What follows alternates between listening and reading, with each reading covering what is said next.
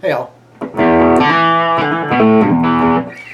How about we go through the Elvis arrangement from that little sit-down jam session from the comeback special in '68. I think that was the last thing he did with Scotty before Elvis went out to Vegas and worked with James Burton. But Elvis does some nice little. He wasn't really a guitar player per se, but he could play, and it was more than a prop, but mostly a prop.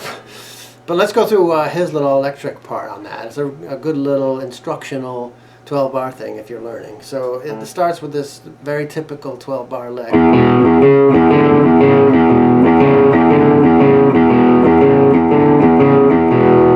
mean, that's one of the sort of bedrock things you got to be able to do blues and blues bass. It comes in different forms. You know, all different ways of doing the same thing. But low E, A string goes 2, 4, 5, 4. That's the same. That's the satisfaction. Like it's you know, spend the night together. It's all over the place in rock. Stones have used it to death. I doubt Jimmy Reed was the first one to do it. So you do low E string. What finger you use is up to you. I think if you watch, Elvis, I think just uses one finger. I mean, you could use 2 fingers. You can use 3. Whatever you do, up to you. But you do.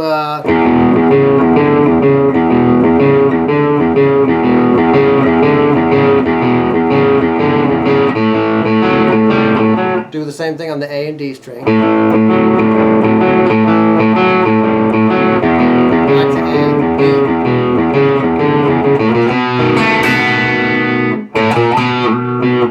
You walk up to a B7 on the A string is 0, 1, 2. You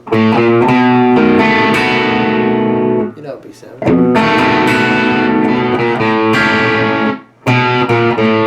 So it walks up on the A and down.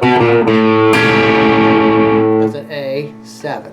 So you might have learned your A7 with, 2 fingers. This is all the way across like a regular A, and then the high E on 3. That's kind of the rock and roll A7, as opposed to the country music acoustic folk A7, like that.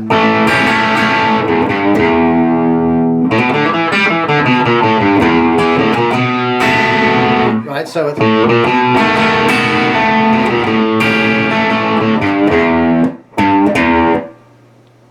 E string 3 down.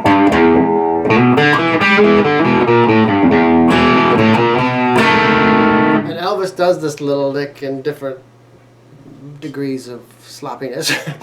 So you go up to B7.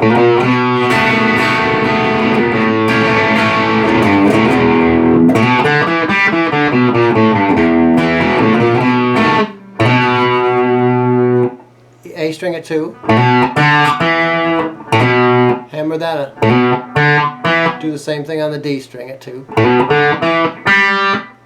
G string open.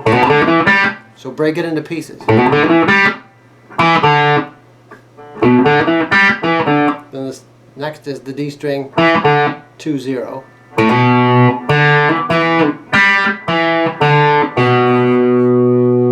A string at 2.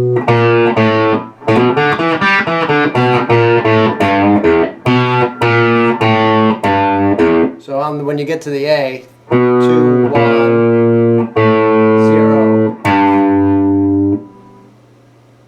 low E string at 3.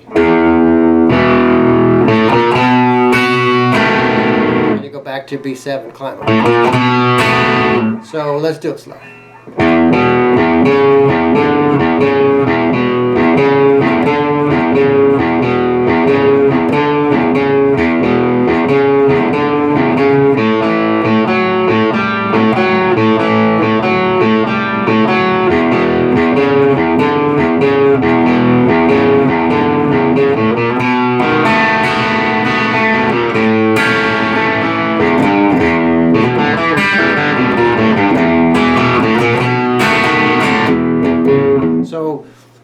to vary it up and kind of change the intensity of it, you might do another one like that, which is what Elvis did. He did, I think, 2 of these.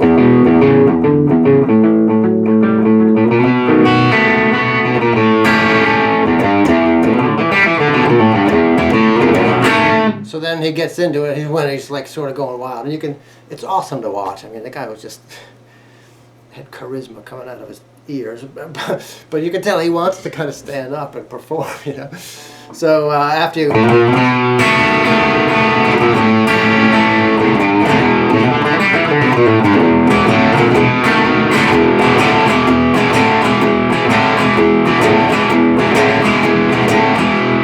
Right, that's an E.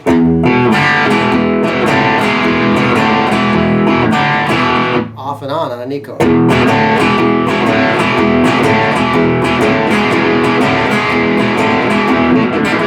So when he's doing this part, instead of fingering it exactly, specifically like, he just goes like this. He's just messing with it.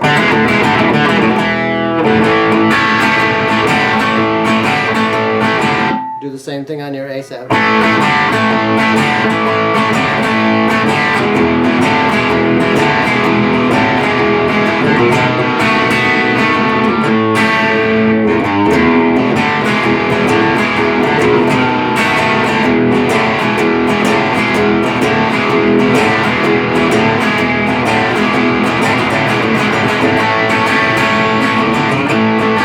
So if you want to do some little fills in there, when you go up to A7,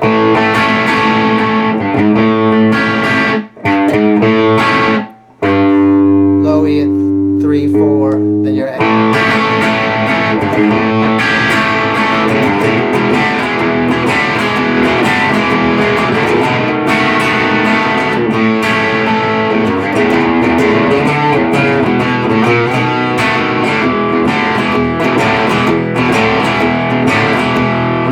It's a good one to just develop your own sort of sense of rhythm on it, because, you know, in that little, in the round little set, there's just a guy on a tambourine. So Elvis is very much keeping the time on his rhythm playing with that.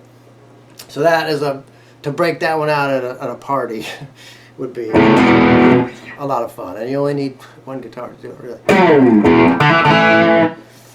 Work on that, and if you're sort of beginner and want to bump to intermediate or just want to brush up on things, you can look up that little set on YouTube, whether it's in little bits and pieces or they got the whole thing, I don't know. But I'm sure it's all on there. But playing along with those is very instructive, because it's just very basic rock and roll. And I, in my mind, and I'm a big Elvis fan, especially the Vegas era, I love, actually.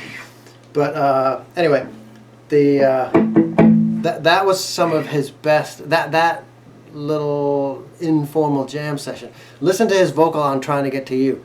That is, in my mind, the best rock vocal Elvis ever did, and that's just sitting there hanging out. Really, he's hanging out with his friends, and there just happens to be cameras and a crowd watching in the studio. But for him to just be able to toss off something as utterly fantastic as that just speaks volumes about where he was in 1968 and the path that he might have taken into the 70s, if not for the pills.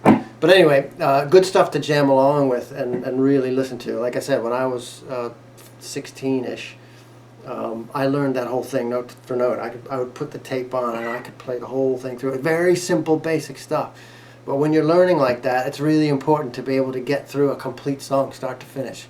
Like, not having to skip over parts. Like, oh, I know the intro of it. I can play enough for someone to recognize it.